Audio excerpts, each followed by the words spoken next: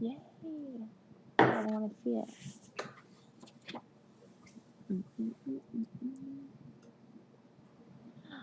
Yay! I want to see it. We should have hired Ryan Seacrest as like an MC though, you know. We up? We up. We're live. Nice. What's going on, everybody? Should've Welcome hired to Ryan Thursday Seacrest. night. Hi. Welcome to Hello. the official Devil's Twins video premiere of Bad We up. Karma. We're This little pre-party Nice. What's Oh. going on, Doing everybody? here. Welcome to Ryan Thursday Seacrest. chatting about the Hi. video, what Hello. went into it, official talk about some of the players that are involved here, and then we'll give you kind of a little bit of a sense of how the night is going to go. My name is Michael Marotta. I'm with Publicist. Been working with Devil's Twins in many different capacities over the years. Been working with them recently with their new single, Bad Karma. Hopefully everyone has streamed the hell out of it by now on Spotify. We're going to give you a slightly different opportunity to listen to Bad Karma through its own music video. We're going to premiere the music video a little bit after 8:30.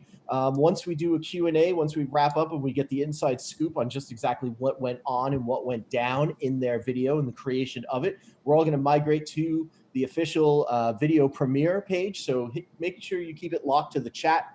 We'll tell you exactly where you need to go once we wrap things up, but we got a lot of ground to cover in the meantime. If you have any questions, shoot them over into the chat and we can relay them as well. But first, why don't we go around the Zoom and introduce ourselves and tell everyone just how we're feeling tonight, starting with Jay up in the corner. My name is Jeremiah Louf, and I sing and play guitar in the Devil's Twin. Yes, you do. What's up? Boy, Eric, where are you at, man? Come on, speak up. Hey, I'm Eric Ortiz. I play trumpet. I'm loud as fuck. If you haven't noticed, if you've ever been to a show, I'm usually the loud one that's yelling from somewhere in the room if I'm not playing trumpet. On and off the stage. It sounds about the same, yeah. You know, it's funny. I don't know what order we're all sitting in, but I'm going to go next. My name You're is next. Aitan Ben-Joseph, and I play saxophone in the Devil's Twins. I'm slightly less loud than Eric, but still very, very loud, I might add. Ryan, you want to hit it? I guess I have no choice now. I'm Ryan. I play the drums for the Devil's Twins, and I'm feeling awesome. All right. Hi, I'm Nicole. I'm like usually less loud than Eric in like a sound check capacity, but in I can get pretty loud and annoying as well. But I sing and I shred on tambourine, and I'm just so excited to be here because this is awesome. And it's like the closest, lead tambourine in the Devil's Twins. And this is like the closest I've felt to having a show in so long. It was nice to get dressed up and talk to all you guys. So thanks for joining us. It feels like an actual event, which is a really nice feeling. We were talking a little bit earlier. It felt like we were kind of in like the green room of YouTube, just kind of like stretching it out a little bit, cutting some rails, doing some drinks, getting ready for the show. And I think we're just about. But before we get into the video, and before we start talking about the video, I want to give a shout out to some band members, both familiar and new. Ryan Manning is back behind the drum kit and doing co-production duties as well. Bringing the force to the back end of the Devil's Twins. And the band is also now enhanced with brass. Eric Ortiz on trumpet, as you mentioned, and Aitan Ben-Joseph on saxophone. Jeremiah and Nicole, how exactly did this new lineup kind of round into shape? You know, the Devil's Twins have been doing the rock and roll thing around the Boston area, around New England for quite some time. But, the addition, bringing Ryan back in the fold really adds a whole new dynamic and a real forceful sound to what the Devil's Twins do. But the brass, the horn section as well, certainly a new element. And I think for people that listen to Bad Karma, certainly gives a whole new level of excitement to the Devil's Twins music. So how'd this lineup come to? Yeah, it was really cool. So we did a TV special for WGBH, and Ryan kind of long since before put in our minds this idea of like a night of with the Devil's Twins, and that long time ago essentially framed it as that is the kind of jazzy and even bigger version of the band. So we wanted to try to execute that and make that live performance at the Fraser really as full as we could. So we had a piano player come in, JD. We had Josh from Neems come in on violin. We had Kevin come in from Tiger Man Woe on upright bass. And then Nicole had met these homies from Old School Game Show who are the horn section, and said, let's bring in the horn section. So we brought them in specifically for that show. And then really they just kind of kept returning to rehearsal afterwards. And I think that it worked really well because for me personally, pre-horns being the only melodic instrument in the band, obviously with the guitar and the bass signal flow, and then we have the drums and the vocals, there was quite a bit of things that we couldn't execute in a live situation that we had melodically on an album. So not only did we really start writing with them, as soon as they kind of joined in rehearsal space, but we got to reinvent a lot of the old material and really present that live in a way that is new. So. Yeah, I think it's been so great to have them, because I mean, Eric, I met at Old School Game Show, and he's like, the second I met him, I'm like, this is one of the funniest people I've ever met. And like, as a band, it's like we have such a family dynamic as it is. So welcoming people in is like, in any kind of capacity like that, it can be scary, but I'm like, if there's anybody that's going to be in it, it's these guys. So Eric's hilarious. And Aitan, we had performed at the Hereafter party at once Somerville, and he was awesome. And Eric thought he would be a great addition too. So yeah, these guys are great, just like writing wise and hanging out wise, and it's been awesome. I could never imagine going back from where we were. So I'm so happy that we took a chance on one night of a little extra. Is there like an initiation process? Do they have to kind of earn their 2 crew stripes? Yeah, a lot of going to Pizzeria Regina and like them not judging us on how much peppercorn ranch we ordered with our cheese pizzas. I still judge. Yeah, I know you do. It's okay. Don't worry. Eric I'm glad you still accept us. Yeah, no, we didn't have like any proper initiation though. That's a hell of a good idea. I wish we thought of that. But what's still time? You know what I do remember? This was actually, Eric, something you had said. We were in the rehearsal space in the really, really early days, and you were plugging into the PA, and we were about to play some songs. And I think what I had said, we were talking about volume. We were talking about being loud. And you're like, no, I'm plenty loud. And I'm like, not in this band. You can be as loud as you want in this band. So, famous last words. That was it. Famous, you told me once, that's it. Yeah. What about you guys on the other end of things, Eric and Aitan? I mean, what is it like playing with the Devil's Twins? I mean, personally, for me, one of the things that like really drew me to Jay and Nikki was having worked with them with the Old School Game Show, and just like hanging out after we did our rehearsal for that. And I was just like, oh, these are like really cool guys, and I just had a good time hanging out with them. And then it was at one of the BMAs a couple years ago, and like I ran into them, and they were like, "Hey, man, that was a lot of fun. What we did with the game show. Hopefully we'll do this again." And then a couple weeks later, that's when the whole WGBH thing started to manifest, and then we just went on from there. And I just stuck around. I'm like, well, rehearsal is kind of close by, so I had a good time. So I'm gonna put my foot in the door, be like, hey, you need a little oomph to all this stuff. So yeah, I kept reaching out to them. I'm like, hey, I'm down. Aitan used to live around the corner from me. I'm like, hey man, you used to just pick me up. Yeah. And but no, it's been great. One of the nice things was, we work with a lot of other bands in the Boston area, but one of the things that really struck me as like really different was just like how passionate Jay and Nikki were, and just how much fun they had when doing everything. And that was one of the things that I was like, man, I like to have fun as well, and especially when I'm playing music live. So it was just like a match made in heaven. Honestly, Jay and Nikki are the nicest people that I've ever had to deal with. Sorry, Aitan, you're not. Ryan's up there too, actually, but not Aitan. No, I'm just kidding. I love you, bro. But yeah, it was it was like a nice breath of fresh air to like just work with people who just have fun doing what we're doing, And they're total pros as well. Yeah. Yeah. Anytime it's like you don't feel like you're going to rehearsal, you're just going to hang out and jam. It's a big difference. There's a big difference. For me, I had also played in a bunch of groups and around Boston kind of over the years since I moved here. And this was the first time that at least week to week, it was a situation exactly where I felt like I was going to hang out with the band, not to go rehearse with a band, but to go hang out with the band. Nuanced. Aw. And love Ryan, you guys. back in the scene, back in the game. Ryan Manning back behind the kit. What's it Yeah, like Ryan. again with the Devil's Twins? I personally, Ryan. you know, it's not about me, but when I heard that you were back in the fold with the Twins, I was so excited. It just, you know, it was just such a perfect fit. There's such chemistry between you guys, and you know, I mentioned the word dynamic, and that's really the word that comes to mind when I, you know, think about you know, playing drums and what you bring to the table. What's it like being back in the band?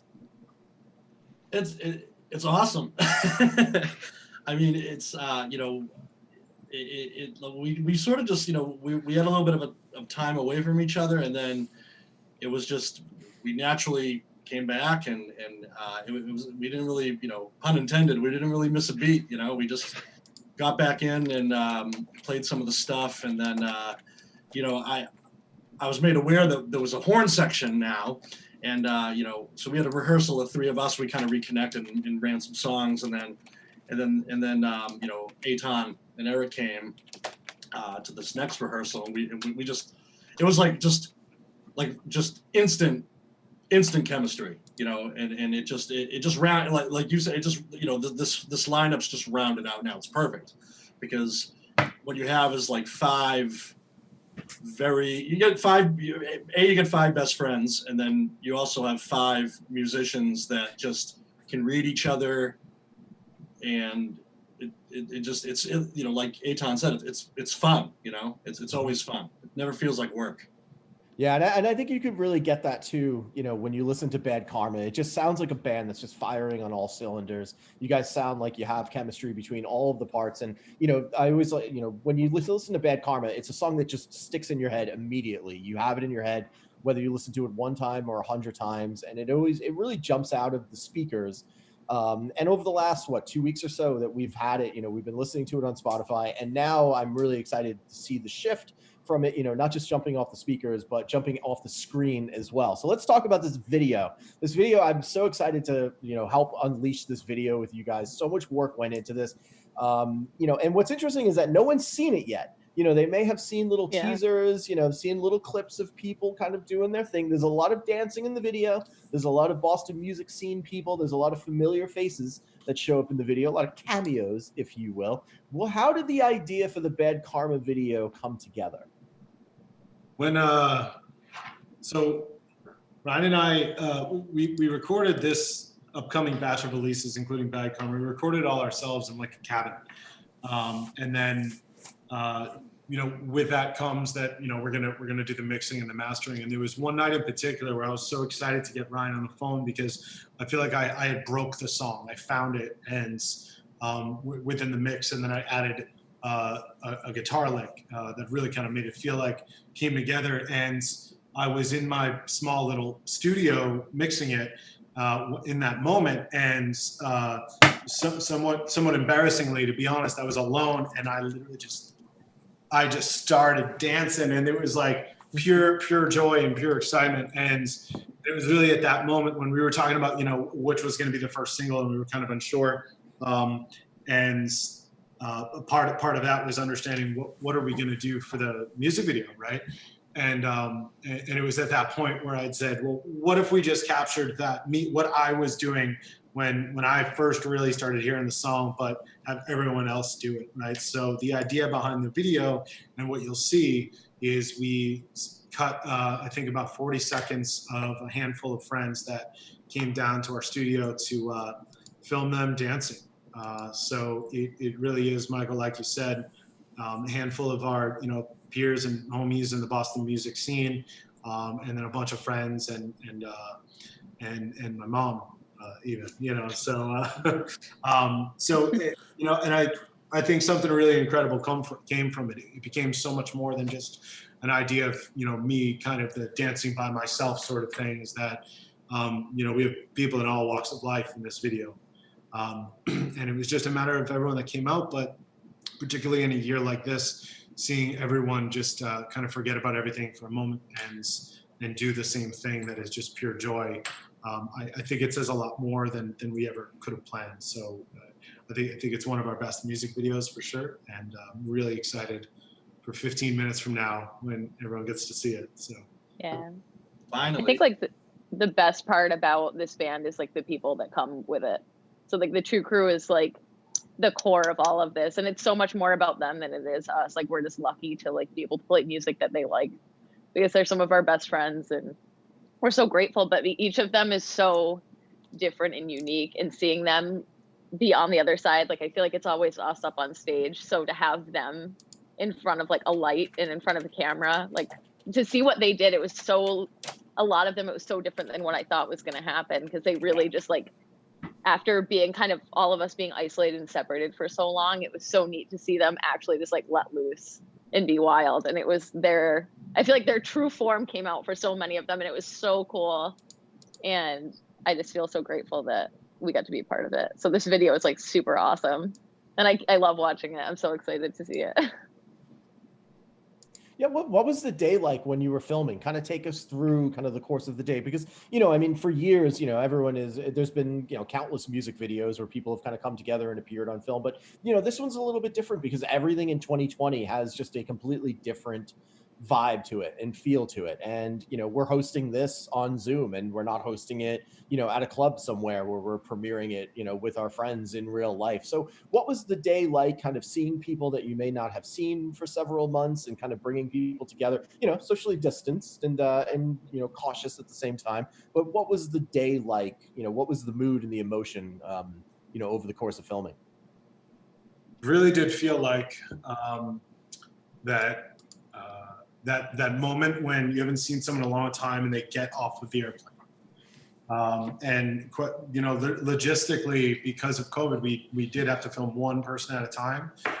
So myself and the whole band, like the five of us, we acted as the crew for filming this, and we each kind of had our designated pods and designated jobs. And for where we filmed it, there was an entrance, and then you'd ride the elevator up the stairs, and then that elevator would open to where we were filming. So you'd walk right on set from the elevator, and every time it was elevator opens, and it's someone we obviously hadn't seen for months and months.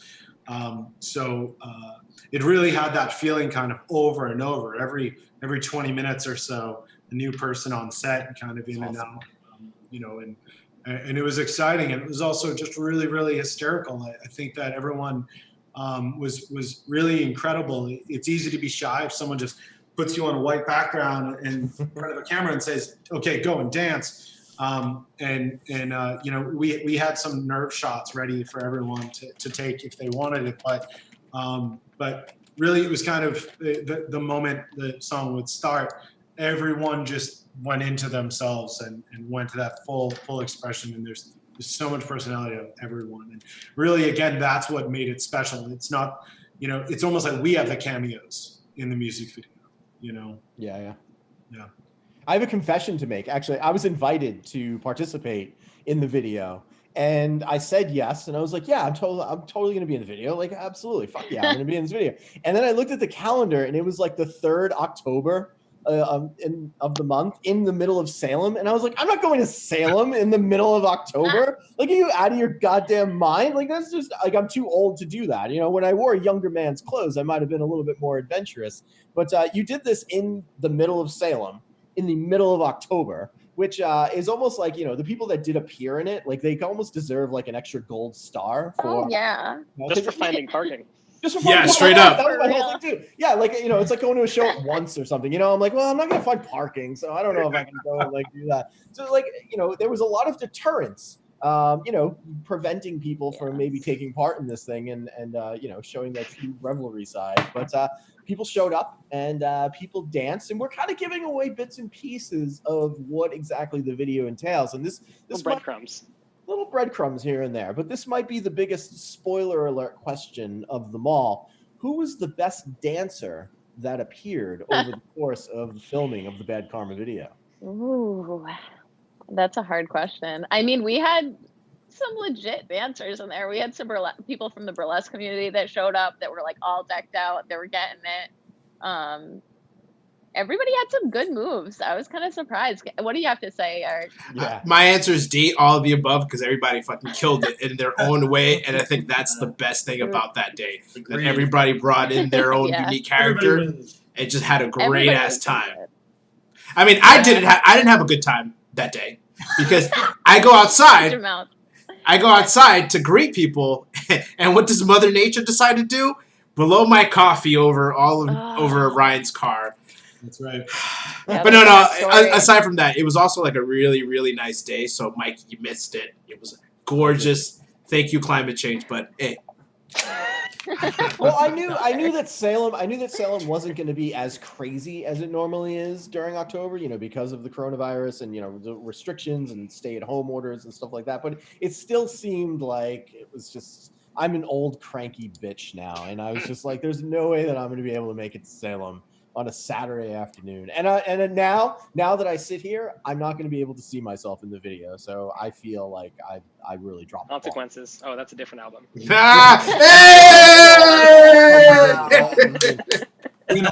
I think that what we've found over the years is that, like we've been saying, the more that we include, the more people we include in anything that we do, really the more vibrant, the better it is. And that that is a really lucky thing, and not that kind of pushes my own personal disdain for like a traditional rock and roll band's music video. Like, I remember when we first made our first music video for Lebanon, I said, guys, it's not going to be us like in a fucking warehouse, jamming out, looking cool like a fucking Creed video. Like that, it's not going to happen. So, Creed. If we were really for anyone else, like, we're going to make more music videos. And in fact, what we're going to do, not sure if it's the first time we've said this, but we're not releasing a full length per se. We're going to release a series of singles, and we have 10 of them recorded. So it's going to come out over however long it takes us to do that over the next year or so. So please be in the next music video. So to you and to everyone else, like, it's going to happen, and we have a few ideas already for some of the music videos. We don't know what necessarily the next single is going to be, but we'll always find that way to bring in more people, really. Yeah, it seems like it keeps things. Aitan, go ahead. To say maybe we'll buy a drone. I don't know, something cool like that. Yeah. Yeah. So Go there's for really been a theme of dancing in this Q&A, and as people are kind of watching. Also, shout out to everyone that is watching this, watching the live stream on YouTube, and dropping in all of the comments. I'm scanning through some of the comments, So nice. and you guys are. If you see me laughing, it's because I'm reading comments as I'm hosting this Q&A, and I'm kind of cracking up over what people are saying. Oh, it's great. In response to Eric's coffee, there's some single tears being shed. I shed a couple tears R.I.P. myself. Thanks for the support, guys. Shout-outs, all these Wu-Tang Clan shout-outs because of Eric's shirt. Yeah. I'll have everyone know too. I chose a specific bottle for the night, and this is Snoop Dogg wine. Nice. Pretty good. Lot of love for hip hop in this band, that's for sure. We got Ryan. Are you wearing a Sick of It All shirt? I am. I love that New York hardcore. Got to represent. Got to keep it real. So as a New York native, I can appreciate that for sure. Yeah. Oh yeah. So we're talking about all of the dancing. We're talking about the positivity. We're talking about kind of it's been an absolute shit show of a year. It's been a difficult year for many levels for a lot of different people. What is one thing about Boston music in 2020 that makes you guys want to dance? I'm so inspired for me just seeing all the music that's still coming out despite everybody being trapped at home. Like, no one's let that be an excuse. Like, there's so many bands that are still putting out amazing music. Ray Bouchard has been on it. He's releasing so much stuff right now. And a lot of other bands too are just constantly releasing music. And I'm like, you know what? This is the time, if we have to be apart, that we have the advantage of all the times that we've ever said, if we had more time, we would do this, or if we had more time, we'd do that. So we're trying to also take advantage of that. But dang, that makes me want to dance. There's plenty of new music to dance to. Yeah, there's been no shortage of awesome music. And seeing some of the, even in the course of everything, the people who are still playing, in the COVID safe ways outside, in the cold as of now, Like it's cool to see people still going out, still supporting people playing music also, and even in light of everything, doing it safely. It's good to see that's still happening here. Yeah, and it's being done on so many different levels too. You know, before I signed on here, I saw the Midway was live streaming something that was going on out in JP tonight, and they have kind of the glass up. Once Ballroom has been insane with their virtual venue and doing all the live streams and kind of broadcasting stuff. And it's, you know, the music has certainly not stopped in Boston over the course of 2020, despite all of the hurdles that have been presented to us. What about the rest of y'all? I think also that just worldwide to the music industry at large, what has the pandemic done to us? And I think that it's really offered an opportunity to level the playing field, even more than just with the invention of self-publishing, right? And I think what I mean by leveling the playing field is that there are bands, there's no veil to hide behind. Either you're going to get on a Zoom call and play, or you're going to go live and you have the chops where you're going to go and record yourself because you can't go to a studio necessarily. I think that it really levels that playing field and shows, you know, really who's the real talent in the industry and who's not. Because if you can get in front of a webcam and play your song, you know, on an acoustic guitar, there's no big veil of smoke and mirrors to kind of hide behind. So, you know, Everyone's playing the same venue, basically. everyone in the same venue. Yeah, exactly. Cheers to Ryan, especially in this band, for posting so many drum videos, because he's in that little room right now, and the amount of music that's come out of that room. I got my babies right behind me. Yeah, it's insane. So, I mean, It's just an excuse to practice. I just have to keep practicing. So, oh, it's great. I like watching it, so thanks for posting it. thank you for watching. Hey, anytime. I'll subscribe. On that note, subscribe to the Devil's Twins YouTube channel. What a segue. Segue. Segue. That was totally natural, right, guys? Eric, Aitan, you guys got anything you want to throw in a Boston music scene that makes you want to dance? I mean, it kind of just, you know, one of the things going off of Aitan's shirt is just like kind of like seeing the community, like, you know, supporting like one another, especially when like so many venues across the country are having to close their doors because of the pandemic. That it's nice to see that even with a lot of musicians and like fans who are losing jobs and their money because of the pandemic, they're like, you know what? You know, Great Scott's too important to me. Have had way too many good memories with friends there. That to see them like put their support behind something like that, it's like, hey, you know, hopefully it looks like the community's going to be all right after all of this. Absolutely, yeah. I mean, the music scene will survive pretty much anything, and you know, anyone that says that you know, and even now, it's like, you know, as a music journalist, I'm starting to put together like the best of 2020 and the year in review sort of stuff. There's just so much awesome music that is coming out of the city right now, and it feels exciting. And you know, anytime that there's any sort of hurdle, or I don't want to say tragedy because that's not the right word, but you know, it's like we will persevere and we will kind of get through this. And you know, you look back on it and you know, we have stories to tell, and we have cool music that have helped document it. And included in that new music is the new video from the Devil's Twins, Bad Karma. So as we're wrapping up the Q&A, you know, if you guys are watching on YouTube, take a look at the bottom of your screen. You'll see a couple of links for some vinyl. Devil's Twins got some new vinyl back in stock if you want to hook someone up for Christmas. Makes a great gift this holiday season. There it is. Jay showing it off right there. Vinyl is always good. And so yeah, we're gonna drop the link over into the comments, and then we're gonna migrate over into the YouTube Premiere link, and then we're all basically gonna be hanging out in the chat, the live stream aspect. We'll call it a day, so you have to stop looking at all of our faces and hear our annoying voices, and then we'll count down to the Bad Karma world premiere, and you know, share it, tell your friends, tell everyone. If you guys are in it, you know, shout about it, scream about it. Maybe the next Devil's Twins video. And you know, I personally want to thank you guys as well for you know, taking the time and bringing me on with this. It's been an awesome experience working with you guys. You guys are total pros. Aw, right back at you. Thank you so much, Michael, for everything. We're so happy to have you in the family. You're the best. You know what? If you're playing in a band, I think this event, even with it itself, but if you're paying attention to anything that we're doing, you know, if you're in a band and you want someone in your corner, go to Publicist. That is Michael's new company. I think we also have the link in the description, but talk to Michael, reach out to him, because it has been phenomenal having a 6th band member for this release and moving forward. Right on, yes. I appreciate that. Thank you very much. Thanks to everyone for tuning in. Tons of people. Yeah, thank you guys. And we will let you guys know. We'll tell you where the next link is going to be. You know, we're gonna jump over. It's over here. It's up. It's like Hollywood Squares. We're gonna just keep going. Okay. It's like the Brady Bunch. Just follow the link in the description, guys, to the live music video, to the music video premiere, and we will see you in there in just a minute. Yeah, let's continue this chat. It's going so awesome. I love reading this. So let's keep talking in the next chat. You guys are so much fun. We love you guys.